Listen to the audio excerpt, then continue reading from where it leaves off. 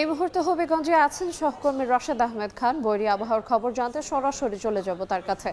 রাশেদ, টানা বর্ষণ ও পাহাড়ি ঢলে হবিগঞ্জের ৩৫টি গ্রাম প্লাবিত হয়েছে। আমরা দেখেছি যে গত 2 দিন থেকে বৃষ্টি না হওয়ার কারণে এখানে যে পাহাড়ি যে ঢল আছে বা বৃষ্টি অনেকটা কম হওয়ার কারণে এখানে যে বাড়িগুলোতে পানি ঢুকেছিল এই পানিগুলা নেমে গেছে। কিন্তু মানুষের মধ্যে একটা দুর্ভোগ আমরা দেখেছি, সকাল থেকে আমরা দেখেছি সাধারণ মানুষ যারা আছে দুর্ভোগ।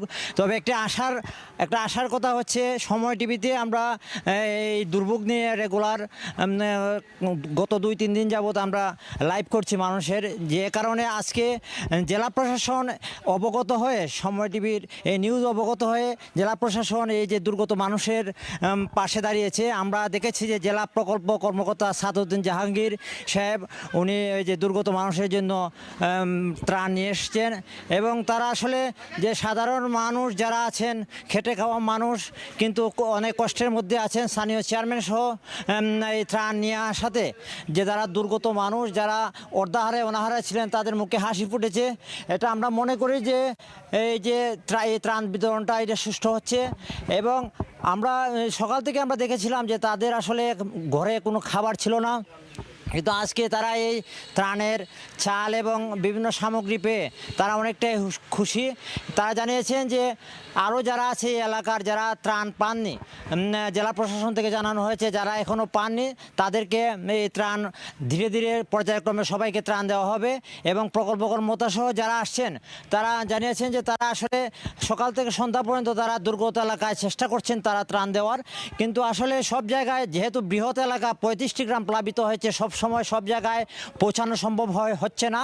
তারপরও তারা যে জায়গায় যখনই খবর পাচ্ছেন যে এখানে ত্রাণ দেওয়া দরকার তারা ছুটে এসেছেন এবং সকালে সময় টিভি লাইভ দেখার পর জেলা প্রশাসন অবগত হওয়ার পর দ্রুত তাদেরকে আজকেই তারা পাঠিয়েছেন তাদেরকে ত্রাণ নিয়ে। এবং সাধারণ মানুষ আসলে এখানে যারা আছেন যে এখানে খেটে খাওয়া মানুষ যারা অনাহারে অর্ধাহারে ছিলেন তাদের মুখে হাসি ফুটেছে। তারা ভাবছেন যে এখানে যে এভাবে যদি প্রতিটি যে দুর্গত এলাকা আছে প্রত্যেকটি এলাকায় যদি ত্রাণ দেওয়া হয় তাহলে যে সাধারণ মানুষের যে কষ্ট কিছুটা হলে লাঘব হবে। আমরা দেখেছি যে গত 2 দিন থেকে পানি কমার ফলেও এইখানে যে দুর্গত এলাকার যে ক্ষত এই ক্ষত রয়ে গেছে। বিভিন্ন ঘর বাড়িতে আমরা দেখেছি যে এখানে কোনো চুলু নেই, এখানে কোনো খাওয়ার কোনো সংস্থান নেই, মানুষজন কষ্টের মধ্যে আছে এবং আমরা এই কষ্টের মধ্যেই তারা দিনাতিপাত করছেন। তারা দাবি জানিয়েছেন যে সরকার যেহেতু দুর্গত মানুষের জন্য বরাদ্দ দিচ্ছে তারা যাতে নিয়মিত তারা যাতে বরাদ্দ পান এবং যাদের ঘর ক্ষতিগ্রস্ত হয়েছে বাড়ি ক্ষতিগ্রস্ত হয়েছে তারা এই ক্ষতিগ্রস্ত ঘরবাড়ি মেরামতের জন্য যাতে তারা আর্থিক সহযোগিতা পান। তো এই ছিল আজকে হবিগঞ্জের লস্করপুর এলাকার বন্যা দুর্গত মানুষের সর্বশেষ খবর। আমরা বন্যা দুর্গতদের সর্বশেষ জানছিলাম হবিগঞ্জ থেকে।